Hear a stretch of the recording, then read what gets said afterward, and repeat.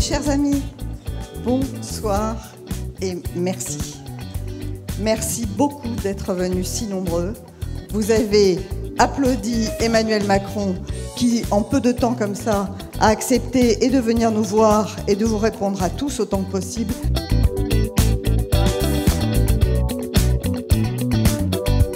Monsieur le ministre, vous avez parlé d'Israël, vous l'avez défini comme une start-up nation. Ne peut-on pas récupérer dans ce modèle israélien des éléments qui pourraient faire en sorte que la France, elle aussi, devienne une start-up nation?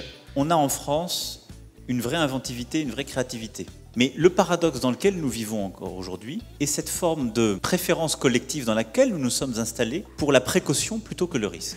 Et c'est vrai que l'une des forces d'Israël, comme de certains États américains, c'est de permettre de manière très localisée l'expérimentation beaucoup plus simplement. Et donc c'est qu'on puisse, dans quelques disciplines, adapter en effet ce qui existe en Israël, c'est-à-dire un droit à l'expérimentation. Vous avez donc fait ce voyage en Israël, vous avez vu des initiatives, des idées. Est-ce qu'il y en a une en particulier où vous dites « j'aimerais » ou « j'ai déjà pris cette idée, cette initiative en Israël et je vais la mettre en œuvre en France ». Il y a deux idées. La première, c'est en termes de financement. L'intervention de l'État israélien était très intéressante. Ils n'ont pas cherché à investir en direct, mais à abonder des fonds et ensuite à sélectionner les meilleures équipes de gestion et à concentrer les fonds publics pour progressivement sélectionner les meilleures équipes de venture capital. La deuxième chose qui m'a frappé, c'est vraiment l'accent mis sur la cybersécurité. Le constat, quand on parle à des jeunes Israéliens, même à des Français qui ont émigré en Israël, ils ont cette envie et ils sont animés par cette envie de créer. Pourquoi il n'y a plus ce sentiment en France, cette envie en France de vouloir créer sa propre entreprise? Dans notre classe d'âge à l'époque, les jeunes voulaient devenir en premier fonctionnaires. Ensuite, ils voulaient être salariés d'un grand groupe et loin après entrepreneurs. Aujourd'hui, ils veulent être entrepreneurs. Donc les choses sont en train de changer dans ce pays, beaucoup plus qu'on ne le dit. J'ai été stupéfait de voir des tomates pousser dans le désert. Je les ai goûtées, ces tomates formidables, avec de l'eau saumâtre. L'amitié franco-israélienne, elle est là. Ne croyez-vous pas que le principe de précaution est en train de tuer la recherche et le développement? C'est un vrai débat de société que vous posez. Le jour où vous avez un scandale, un empoisonnement, un problème, un accident, le système médiatico-politique dans lequel on vit se retourne vers les responsables. Parce qu'un pays qui ne préfère que la précaution est un pays à l'arrêt. Les Français israéliens sont très attachés à la France. D'avoir les mêmes règles, c'est-à-dire que, par exemple, lorsqu'il y a un attentat à Jérusalem avec 2 morts à Jérusalem, on dit c'est un attentat terroriste. Et on ne différencie pas les attentats à Jérusalem, à Paris, à New York ou à Ankara. Je vous flatterai à dire que je suis d'accord avec vous ce soir. Le public est acquis.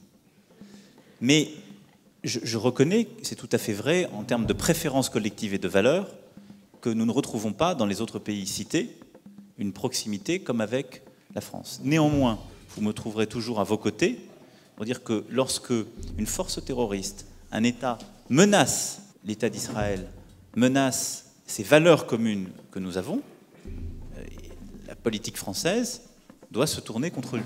On vous écoute tous et sur ce point-là, je crois que votre place est beaucoup plus avec nous au centre que forcément au Parti socialiste, ou au moins avec une partie du Parti socialiste. Est-ce que vous pensez vraiment que les clivages gauche-droite, tels qu'on les revendique encore, ont encore cours? Quand je regarde ce qui différencie la gauche et la droite, on a sur des sujets encore des différences. Simplement, aujourd'hui, les différences qui peuvent exister au sein de chaque famille politique sont parfois plus importantes que celles qui existent entre ces familles politiques. Le rapport au risque, est-ce de droite ou de gauche? On peut dire que c'est pragmatique. Et donc je pense qu'il y a beaucoup de sujets dans la réforme économique et sociale qui sont à la fois efficaces et justes, et donc qui peuvent réconcilier une bonne partie de la gauche et de la droite. Vous êtes Premier ministrable. Diriez-vous que la France sans les Juifs n'est pas la France? Et affirmerez-vous que l'antisémitisme, c'est la face cachée de l'antisionisme et de la haine d'Israël? Quand on regarde factuellement, culturellement, la France sans les Juifs de France n'est pas la France. Elle n'est pas à la hauteur de son histoire. Et elle n'est pas conforme à ce qui est aujourd'hui constitutif d'elle-même. Les Juifs de France sont la France, et la France sans les Juifs de France n'est pas la France. Au moment où nous parlons, se poursuit à l'Assemblée le débat sur la déchéance. Ce débat, ce projet de loi constitutionnelle, n'est pas à la hauteur de la République. Qu'est-ce que vous répondez à ces critiques? Il y a une priorité absolue, qui est la sécurité. Ensuite, il y a la vitalité et la force de la communauté nationale. J'ai, à titre personnel, un inconfort philosophique avec la place qu'il a pris, parce que je pense qu'on ne traite pas le mal en l'expulsant de la communauté nationale. À la fin des fins, La responsabilité des gouvernants, c'est de prévenir et de punir implacablement le mal et les actes terroristes. C'est ça notre devoir. Il y a dans la salle un petit groupe de jeunes qui ont dû beaucoup apprécier votre dernière réponse. Ils sont les représentants donc d'un certain nombre de grandes écoles qui organisent bientôt un voyage en Israël. Et puis pour eux, vous représentez un modèle, alors ils sont vraiment heureux d'être là.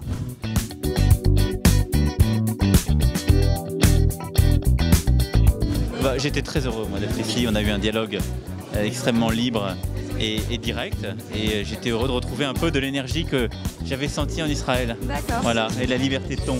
Merci beaucoup en tout cas. Merci à vous.